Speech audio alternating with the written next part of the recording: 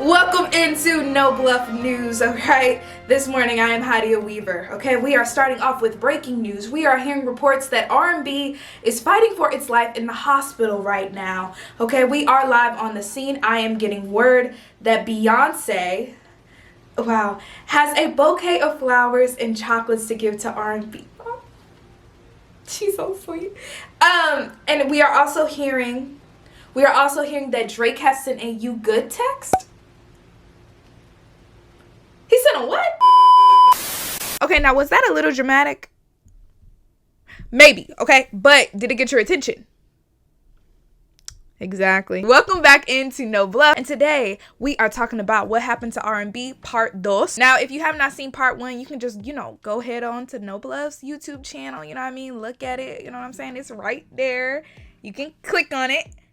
Okay! In part 1, we left off talking about how G-Funk, New Jack Swing, and hip-hop soul played a major role in the R&B that we know today, right? You know, that little fusion of hip-hop music with R&B music, it did a little something to R&B. Like we said, R&B and hip-hop have always been cousins, but just one of those cousins, hip-hop, just so happened to be a lot more influential than R&B was at the time. So that's when everything, I believe Neo said this, that's when everything got a makeover. And you know, that blend of hip-hop music meeting R&B music to give us, that whole blend of funness, a fusion of music gumbo, music jambalaya. It was really popping off in the early 2000s, late 90s time, right? So that is the turn of the century, and that is what we're about to get into right now.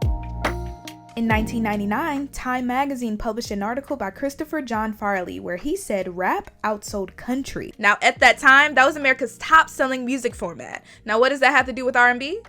I'm so glad you asked. Oh my God. Specifically at that time, that whole blend of R&B music and hip-hop music coming together, to form something great, that was like the secret Krabby Patty formula. Everybody wanted it. Everybody wanted to get their hands on it because, baby, who didn't want to hit? And you may remember, if you listen to that era of music often, that this is when rap became super commercialized and bled over into mainstream pop music. Hip-hop music was outselling it all. And if adding hip-hop music as a main ingredient is what it took for the music to get it popping, then that's what it was gonna be. Rap is where the money was and all the things associated with it. So while we got incredible R&B singers still holding true to soul, this new kind of hip-hop music was taken over, so R&B had to work a little harder to grab the listener's attention on the radio.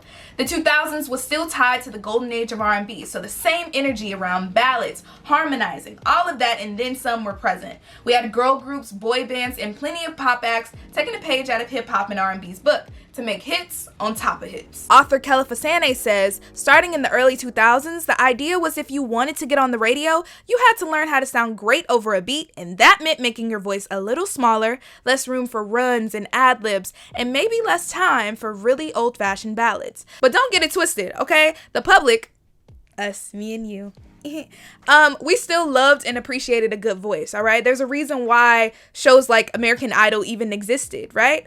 But there was some changes happening, and melodic rap was now becoming a popular tune as well. As we all should know, melodic rap is nothing new. There are plenty of artists, from Bone Thugs and Harmony to the late great Tupac and other artists we mentioned in part 1, that all had a hand in the beginnings of the melodic rap crusade still happening today. But while melodic rap may not have been new, the subgenre did morph into a beast, slowly, in the early 2000s. You could put the biggest R&B albums of 2004 in a room together. Who do you think, would end up number 1? Exactly, okay? 2004 was a year for music. R&B music came face to face with a whole different monster when one rapper turned singer entered the chat. Now, autotune was introduced to the world around the same time Gen Z was also introduced to the world, and I don't think that's a coincidence. Autotune made its debut in the late 90s and helped to create hits for stars from Kid Rock to Cher and T-Pain. T-Pain came on the scene singing and rapping, and that sound he coined as R&B went on to dominate the charts and low-key disrupting the music scene. Also around this time, artists like Keisha Cole became the new face of hip-hop soul. Crunk music was even able to birth its own royal class, aka Sierra, the princess of crunk and B.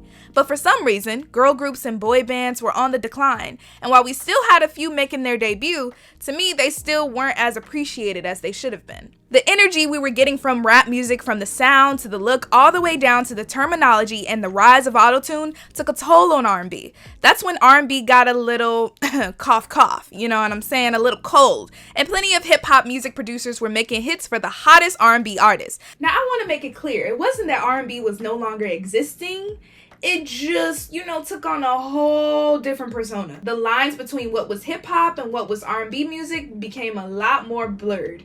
But nothing could prepare us for what was next. So I have a question. When you hear songs like Find Your Love by Drake or Super Bass by Nicki Minaj, what exactly are you hearing? What about when you hear songs like Drink in My Cup by Kurt Cobain or Try Me by Dej Loaf? Because me, personally, I hear a lot of singing and rapping at the same dang time. This is YouTube. I ain't gonna do it like that. Future, Kid Cudi, Chance the Rapper, Childish Gambino, and so many others are a part of what I like to call the melodic rapper boom. I don't know if somebody else already claimed that, but I'm claiming it today. Hello. Now, I don't know who put it in the chicken or who made the call, but for some reason, when the 2010s started, that's when we got a ton, and I mean a ton, of melodic rappers coming out, okay? They were just coming out with the quickness, and they were singing, and they were rapping, and they were singing, and they were rapping. And me personally, I was having a good old time, okay? As a child, I was like, let's get it. But then I think this took a really big turn on R&B this took a really big toll. That's the word. It took a really big toll on R&B. By that time, thanks to previous albums from huge artists like The Miseducation of Miss Lauryn Hill and Kanye West's 808s and Heartbreaks, rappers were being a bit more vulnerable, even if the lyrics were wild. Rapping and singing, they were doing both about whatever they wanted to talk about. And because of technology advances like auto-tune, there was a new opportunity for rappers, and baby, did they take it. I also think around this time, rappers didn't really need the R&B feature because they were the R&B feature, and vice versa. Bryson Tiller's debut album, Trap Soul, really put a word to the sound that we have been hearing for a hot minute, okay? I feel like we had a pre-Trap Soul music era right before 2016. It was bubbling. That sound we were hearing before Trap Soul became Trap Soul, Dej Loaf, Kurt Cobain's, Party Next Door, Tink, August Alsina, Jeremiah, Roscoe Dash, Fetty Wap. Those are just a few artists that I would consider a part of the pre-Trap Soul explosion. But around this time, we were also getting songs like L-O-V-E-E-E. I can't, I'm sorry, I'm so sorry. That unapologetic, sometimes dark, and often electronic sound created with the help of trap producers laced with vocals, no matter if they were pure or technology advanced, would make it harder and harder for us to know the difference between rap and R&B. Now, there were plenty of artists that were trying to keep, that R&B sound, alive and, well. But for some reason, as the public, we the people, it's like we weren't vibing with it as much as we should have been. I also think during this time, pop music took on a little R&B-esque style of music, if you know what I'm saying. During this time, we had artists like Bruno Mars, Ariana Grande, Justin Bieber, who were all belting on tracks with that silky voice that we're used to in R&B, but this was now in pop music, you know what I mean? But, people were doing it beforehand. Let's not get it twisted, okay? But for some reason, their music was still broadly classified as pop music. And while musicians like Lil Wayne were singing about, how to love, that was still broadly classified as rap music. But rap music was taking over in more ways than one. And the voices of R&B, what was once about love and heartbreak, became a lot more unapologetic, all right? And many R&B artists weren't able to just jump ship and be classified as pop that easy. As Colby Tyner, VP of Programming at Radio 1 puts it, very few R&B records break through on the pop charts. The hip-hop ones did break through. Artists like Frank Ocean and The Weeknd would have fantastic alternative R&B projects that would really shake up the scene. But that golden age sounding R&B started to get lost. Now, we did have Miguel, Tiana Taylor, okay, K. Michelle. They were pumping those R&B tracks out. We had Jhené Aiko and Seven Streeter, and we can never forget Miss Jasmine Sullivan. They were still, doing they thing. They still weren't getting as much appreciation as they deserved. That old school R&B was becoming no more. That family reunion type, Serenade Your Partner type music was becoming harder and harder to find unless you knew how to use the internet to find what you needed or what you wanted. So that brings us to the internet and social media. Music is a multi-billion-dollar industry. If you want to make money from it, you gotta be popular among the hands of where the money resides. And as the internet and social media took on a life of its own, the money was definitely residing in the hands of millennials and Gen Z. And then on top of that, because of streaming, you could put out the coldest, most amazing, R&B album that would grace our ears. But unless, you had a major record label or, you were really good at marketing yourself online, we weren't about to hear it. The only difference between back then, like back in the day to now, is that there's so much music being made. And while it may seem like it would be easy to find because there's so much, right? It's actually harder to find unless you're really searching, because you got to go through all of them to find a really good one. And then, you got to remember the name, you got to remember the album, you got to remember the artist.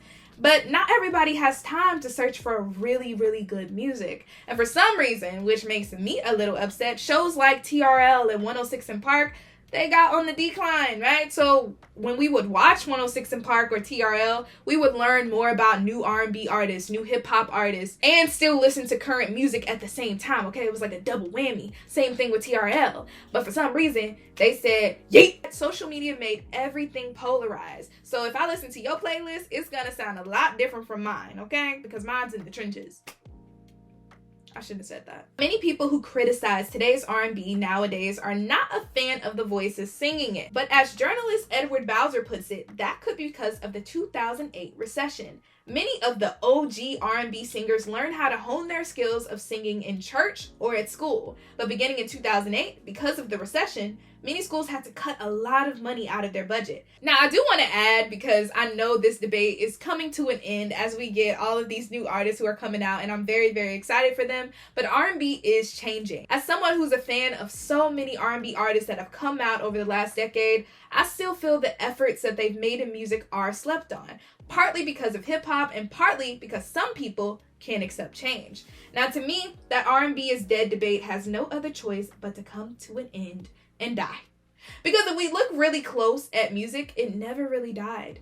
Whether you're listening to more mainstream R&B artists like Anderson .Paak or Summer Walker, Kehlani or SZA, or rising artists like Flo, Destin Conrad, Tone Stith, and if you've been peeping the alternative game out too, then you know we are nothing short of voices to enjoy right now. When songs like Money Long's Hours and Hours and I See You from Coco Jones became #1 hits, and artists were getting more recognition that they deserved and earned, it was an exciting time, and it still is an exciting time for the culture all around. Look at Victoria Monet, okay? Jaguar 2? That's that one. I'm telling you, and not the 2. Even though it is the 2, it's that one.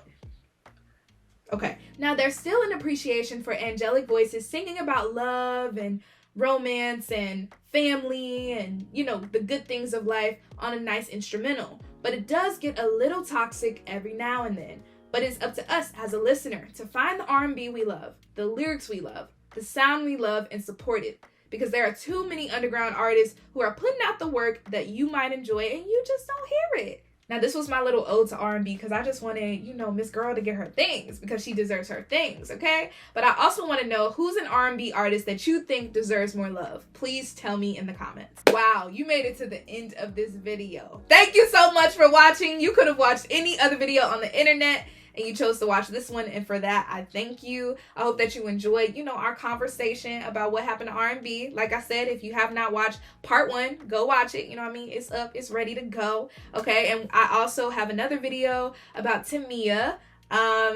She was a part of the golden age of R&B, and she's one of my favorite artists. But if you're interested in more videos like this, like I said, you gotta subscribe, okay? It's right there for you to do so, okay? We got more videos like this on the way! And until next time, which will be very soon actually, because I'm about to work on this other video. Until next time, I'll see you in the next video. Peace out!